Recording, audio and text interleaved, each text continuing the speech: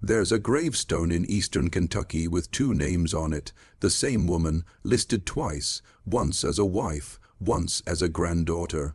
And if you think that's a clerical error, you haven't been paying attention to what happens when isolation meets desperation, meets the kind of silence that gets passed down like silverware. This is the story of a family that didn't just bend the rules of bloodlines. They erased them, and what they created in the mountains of Appalachia wasn't just scandal. It was a biological loop that science can barely map, and psychology refuses to touch.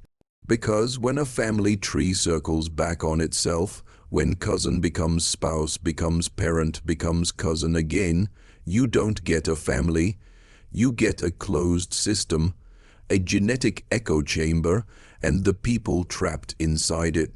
They always knew, the family we're examining today started like most American lineages, immigration, opportunity, the promise of land. They arrived in the 1820s, settling into the remote hollers of eastern Kentucky, where the mountains weren't just geographic features. They were wolves. The nearest town was a day's ride. The nearest law enforcement even farther. And in that isolation, in those valleys where fog hung so thick you could taste the mineral weight of it, a family began to grow in ways families were never meant to grow. By the 1840s, they had established a homestead, cleared land, built cabins, started the slow, grinding work of survival, and then the marriages began, not to neighboring families, not to newcomers passing through. To each other, first cousins, that was the beginning. Legal, even common in that era. But it didn't stop there. Because once you cross that line, once you accept that the gene pool can be this small and still function, the boundaries start to dissolve. Second marriages after deaths weren't to new families. They were to nieces, to cousins once removed. And then, in the case that would define this bloodline forever, an uncle married his brother's daughter. She was 16, he was 42, and the child they had, she would go on to marry her own grandfather's brother, creating a knot in the family tree so tight that genealogists still argue about how to chart it. Because this wasn't just inbreeding, this was something closer to biological recursion, a family that began to reference itself, to feed on its own genetic material like a closed loop of code that can't escape its own function. And the consequences, they didn't take long to show. By 1870, the family had produced 4 generations in the same valley, 43 documented members.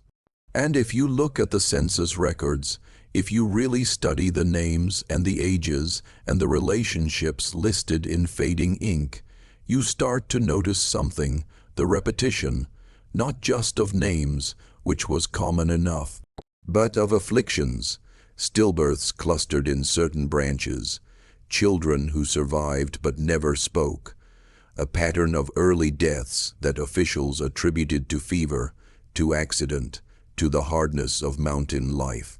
But the family knew better. They had to. Because when your daughter is born with fingers fused together, when your son's eyes don't track right, when 3 babies in a row come out silent and blue, you don't need a geneticist to tell you something's gone wrong in the blood. There's a diary entry from 1873, written by a schoolteacher who visited the homestead. She was there to assess whether the children could attend a new school being built in the county. She wrote 4 pages. Only one survives water, damaged and kept in a historical society archive that doesn't advertise what it contains. She described a boy, age 7, who could not form words, but who watched her with what she called an ancient intelligence. A girl, age 10, who walked with a severe limp and whose jaw protruded in a way that made eating difficult, and a baby, less than a year old, who the mother held facing away from visitors. The teacher noted the mother's shame.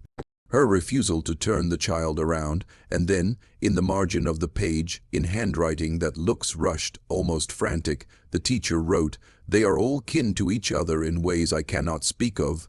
The father is brother to his wife's mother. I do not know how to report this. She never did." The school was built. None of the family's children attended, and the marriages continued, because here's what isolation does. It doesn't just limit your options, it normalizes the unthinkable. When you've only known 30 people your entire life, and 20 of them share your last name, the idea of marrying outside the family isn't just difficult, it's alien. It's a betrayal of the only social structure you've ever understood. And so the loop tightened. A man named Josiah married his first cousin in 1869.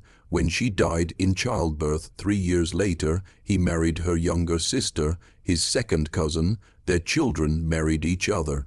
A brother and sister from that union married a brother and sister from another branch. And the family tree, which should have looked like a tree, spreading outward, growing broader with each generation, instead began to look like a braid. Strands folding back into themselves, names appearing in multiple branches, the same blood circling back again and again with nowhere new to go, and the silence around it, that was the most American part of all. Because this wasn't hidden in the way you might think. There were no cover-ups, no falsified records. The county clerk wrote down exactly what was happening. Marriage licenses between first cousins, between uncles and nieces, once the law looked the other way or didn't look at all. The neighbors knew, the pastor knew, the doctor, when one finally came through in the 1880s, he knew too. He wrote in his ledger about congenital defects, about shortened lifespans, about children who didn't survive their first winter. But no one intervened, because intervention required one of two things. Either you believed these people were victims who needed saving, or you believed they were criminals who needed stopping. And America in the late 1800s didn't want to believe either.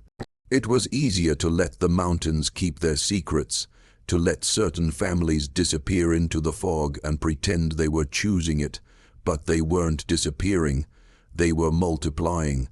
By 1890, the family had spread across 3 adjacent valleys. 78 documented members, and the marriages had become so intertwined that a single child could trace their lineage back to the same ancestor through 4 different paths. Imagine that.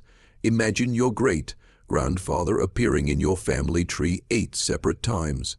Not because of record-keeping errors, but because your bloodline has folded over itself so many times that the same man is simultaneously your great-grandfather, your great-great-uncle, your second cousin twice removed, and your wife's grandfather. Geneticists have a term for this now, pedigree collapse, when your family tree has fewer ancestors than it should because the same people occupy multiple positions. In a healthy lineage, you should have 8 great-grandparents, 16 great-great-grandparents, but in this family, by the 4th generation, some members had only 3 unique great-grandparents. The rest were repeats, genetic echoes, and the effects were catastrophic. A study conducted in 1923, decades after the worst of it, examined the health outcomes of 26 family members who were still alive. 14 had significant physical disabilities, 11 showed signs of cognitive impairment. 7 were completely deaf. The rate of infant mortality in the family was 62%. More than half of children born didn't live to see their 5th birthday, and yet the marriages continued. Because by that point, what choice did they have? The damage was done. The gene pool was so compromised that even if they had wanted to marry outside the family, even if they had tried to introduce new blood, the traits were already locked in. Recessive genes that should have stayed buried were now dominant. Mutations that should have appeared once in 1,000 births were showing up in every other child. There's a photograph from 1910. It's kept in a private collection now, rarely displayed. It shows 11 members of the family standing in front of a cabin, 3 generations, and if you look closely, if you can get past the grainy quality and the formal poses, you can see it, the way certain features repeat.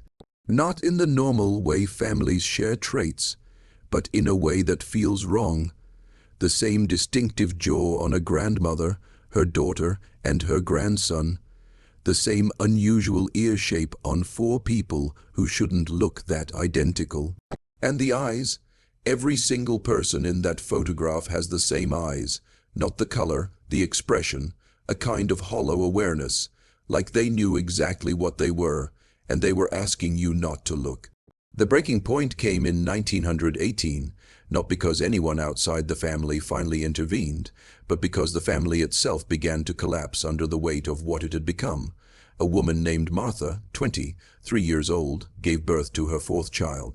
The father was her mother's brother, which made him both her uncle and her children's father. The baby lived 6 days. In that time, Martha apparently experienced what the single existing medical record calls a complete mental break. She stopped speaking, stopped eating, and when her husband, her uncle, tried to comfort her, she attacked him with a kitchen knife, not fatally, but with enough force that the county sheriff was finally called to the homestead for the first time in the family's 90-year history. What the sheriff found was documented in a report that was sealed for 70 years. When it was finally opened in 1988, historians realized they were looking at something closer to an anthropological survey than a criminal investigation.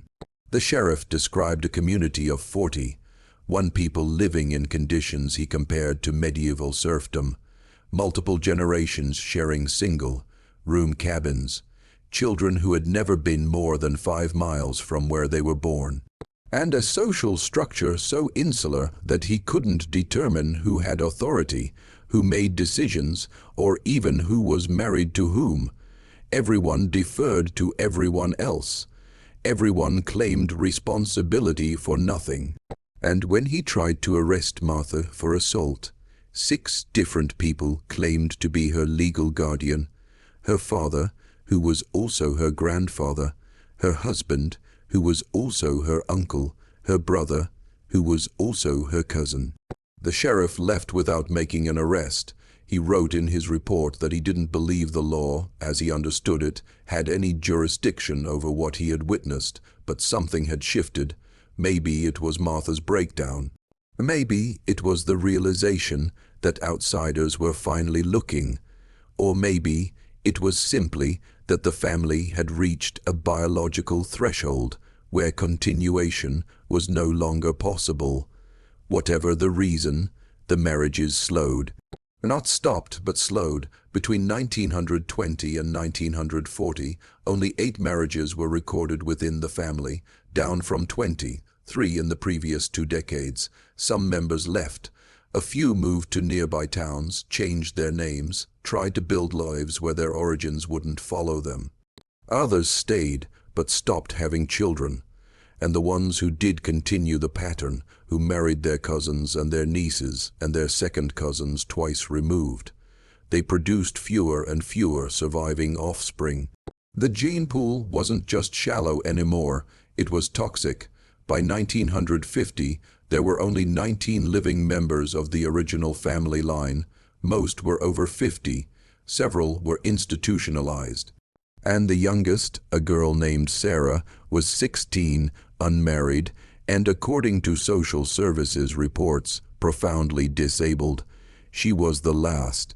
When she died in 1974, childless and alone in a state facility, the family tree that had twisted back on itself for 150 years finally came to an end, but the records remained, the photographs remained. The gravestones with 2 names remained, and the question that no one wants to ask, the question that sits at the center of this story like a stone in dark water, remained too. How does this happen? How does an entire family, an entire community, look at what they're doing and choose to continue? The answer isn't as simple as ignorance. These weren't uneducated people stumbling blindly into genetic catastrophe. They could read, they kept records, they knew how to count generations. And by the 1880s, when the effects were undeniable, when every other child was born with something wrong, they had to know. But knowing and stopping are two different things, because stopping would have required them to admit what they had done, not just to outsiders, to themselves. It would have required them to look at their children, their siblings, their spouses, and acknowledge that the love they claimed, the families they built, were constructed on a foundation of biological violation. And that kind of admission doesn't just destroy a family, it destroys the concept of family itself. So they chose silence. They chose to frame it as tradition, as mountain custom, as the way things had always been done. They told themselves that outsiders didn't understand, that city people with their books and their science couldn't comprehend the bonds that held a real family together. And in that reframing, in that desperate self-justification, they turned themselves into a closed system. A biological echo chamber where the same genetic material circulated endlessly, degrading with each pass, like a photocopy of a photocopy, until the original image was unrecognizable. But they convinced themselves it was preservation. They convinced themselves they were keeping something pure. If you're still watching, you're already braver than most. Tell us in the comments, what would you have done if this was your bloodline? Would you have been the one to break the cycle? Or would the weight of 100 years of silence have kept you locked in place, just like them? The psychological toll of this arrangement is something modern researchers are only beginning to understand. There are interviews conducted in the 1960s with some of the last surviving members that were never published. Too disturbing, the researchers said, too ethically complex to present without context that didn't exist yet. In those interviews, you hear people describing childhoods where they didn't understand family roles, where a woman was simultaneously their mother and their cousin, where their father was also their grandfather's brother. One man, speaking in 1967, described realizing at age 12 that his wife, who he would marry 6 years later, was both his second cousin and his aunt. He said he remembered the exact moment he understood what that meant. He was standing in a field, the sun was setting, and he felt, in his words, like the ground under him wasn't ground anymore, like he was standing on something that only looked solid but would give way the moment he questioned it. That's what this family tree represents, not just a genetic anomaly, but a psychological labyrinth where identity itself becomes unstable, where you can't draw a straight line from yourself to your origins because every line doubles back. Every connection loops, and the person you are is less an individual and more a point where multiple lineages intersect and cancel each other out. They weren't a family. They were a system eating itself. And everyone trapped inside it knew there was no way out that didn't involve erasing everything they thought they were. In 2003, a geneticist from the University of Kentucky requested access to the family's medical records for a study on the long-term effects of sustained consanguinity. That's the clinical term, consanguinity, marriage between blood relatives. It sounds almost polite when you say it that way, sterile, but what she found in those records wasn't polite.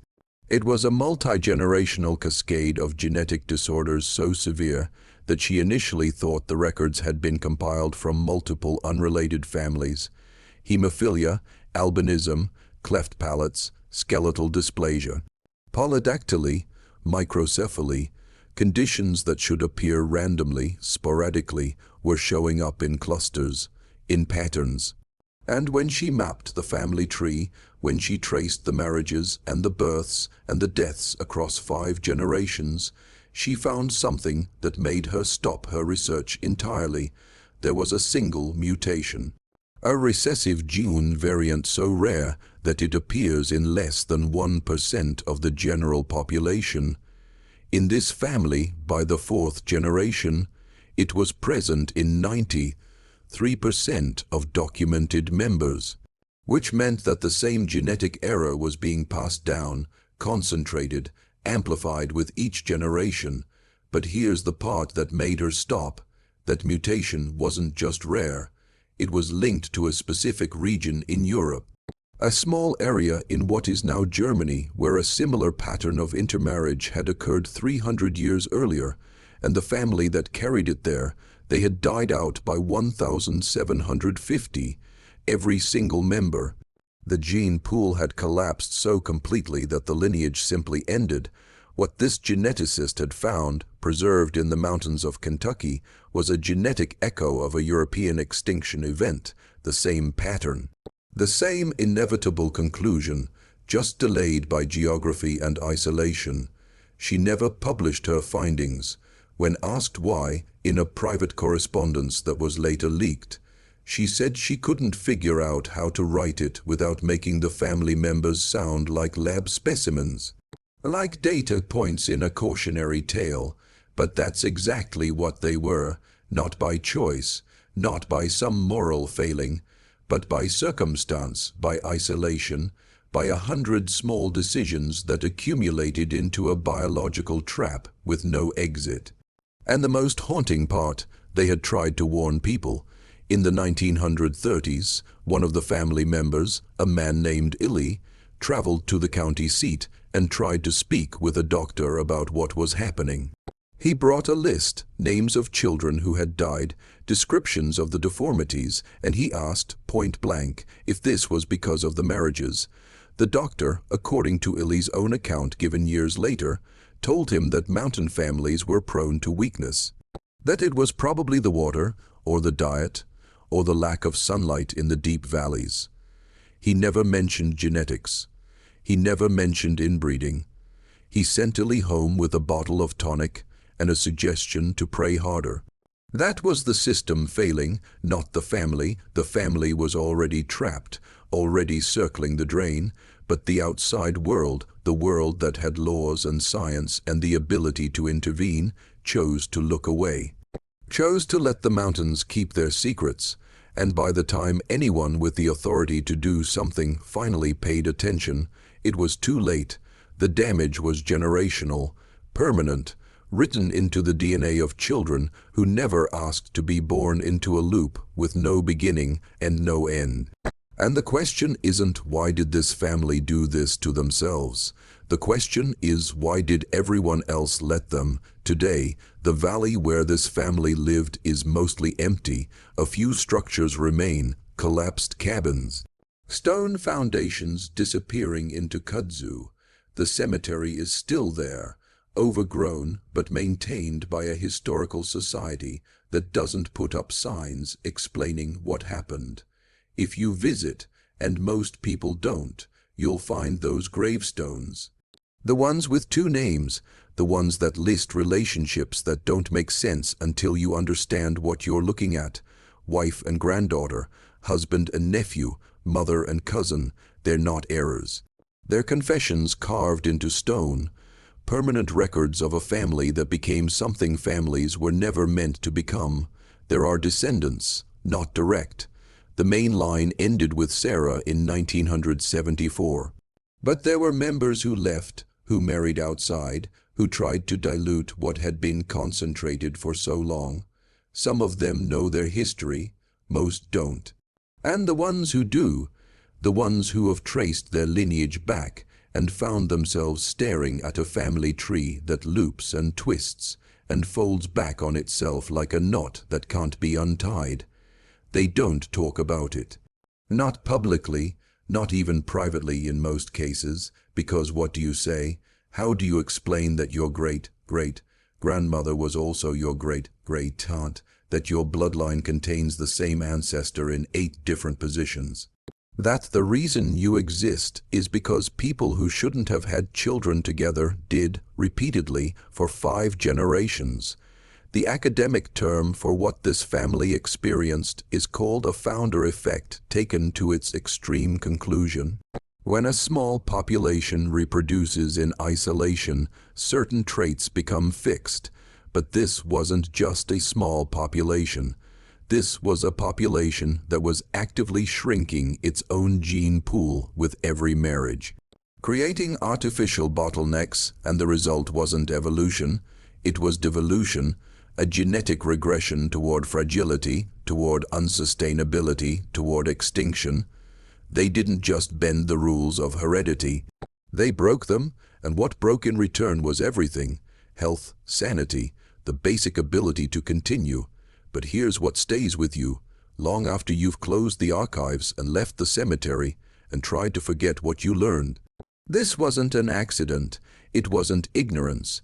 It was a choice, made over and over, by people who knew enough to know better but not enough to know how to stop.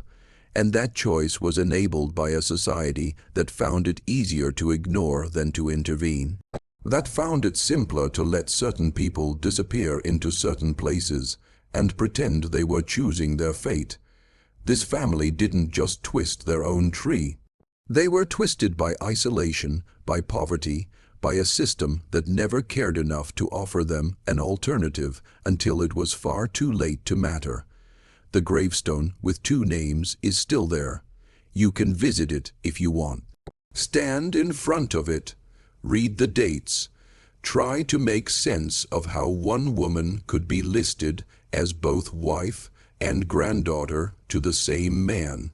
And when you can't make sense of it, when the logic fails and the lines don't connect, and you're left standing in an overgrown cemetery in eastern Kentucky, staring at proof of something that shouldn't be possible, you'll understand what this family understood.